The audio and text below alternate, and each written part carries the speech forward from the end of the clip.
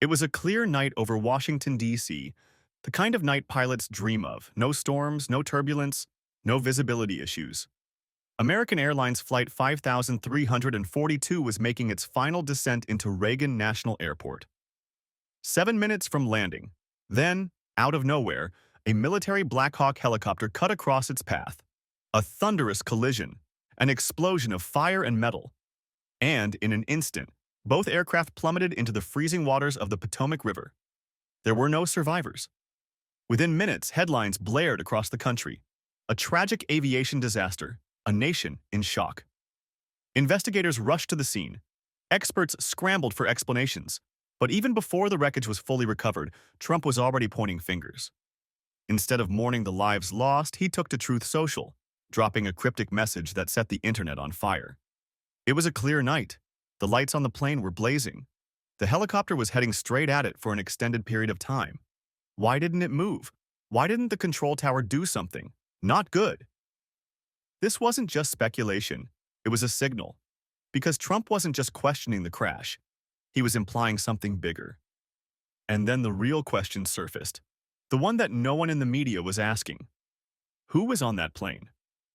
And why, out of all the places a military helicopter could be, was it directly in the path of a descending commercial airliner? That's when the conspiracies exploded. The official details don't make sense. Flight 5342 was on a routine approach, aligned perfectly with its runway, following an air traffic control directive. The Black Hawk, meanwhile, was on a military training flight. That's what the Pentagon said. But here's the problem.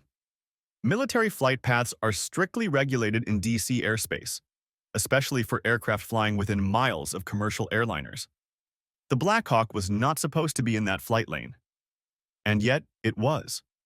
For 38 seconds, the two aircraft were on a direct collision course. No evasive action. How? These weren't random pilots.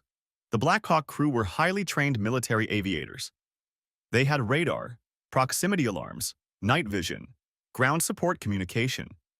And they still flew directly into an incoming passenger jet? Something doesn't add up. And then there's the matter of the air traffic controllers. They knew where the Black Hawk was. They saw it on their screens. They had every opportunity to radio both pilots and order a correction. But they didn't. Instead, the collision happened in silence. And then, things got even stranger. The first thing investigators always look for in a crash like this is the black boxes, the cockpit voice recorder, and the flight data recorder. These hold every piece of information about what happened in the final moments before impact, but in this case, they're gone. Authorities claim they were damaged beyond recovery. Damaged? These boxes are designed to survive explosions, crashes, even deep-sea submersion. They're built for worst-case scenarios. And yet, here, both sets of black boxes were destroyed. No audio, no flight data, no final communications. A major commercial jet and a military helicopter collide over Washington, D.C., and there's no recoverable data? That's not just unusual, it's unheard of. And yet, it barely made the news. The passenger manifest for Flight 5342 was never widely released. But some names have leaked. Among the dead, several U.S. figure skating team members returning from a national competition, corporate executives tied to government contracts, a retired intelligence officer. That last one? The retired intelligence officer?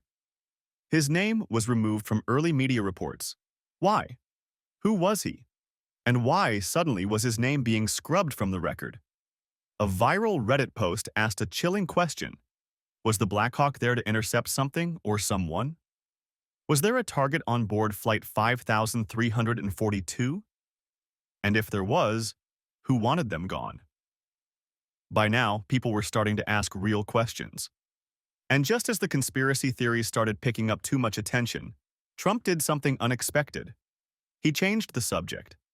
At a press conference the next day, he didn't talk about the missing black boxes. He didn't talk about why the Black Hawk was in the wrong airspace. He didn't mention the air traffic control failure. Instead, he blamed diversity, equity, and inclusion policies. Air traffic controllers should be the best of the best. But under Biden and Obama, they focused on DEI, diversity, equity, inclusion over actual skill. Now we have deadly mistakes happening. Wait, what? Trump took one of the strangest aviation disasters in recent history and turned it into a political attack on hiring practices? And just like that, every media outlet stopped talking about the real questions. They were arguing about DEI instead. No more talk about the missing black boxes. No more talk about the classified intel officer on board. No more te.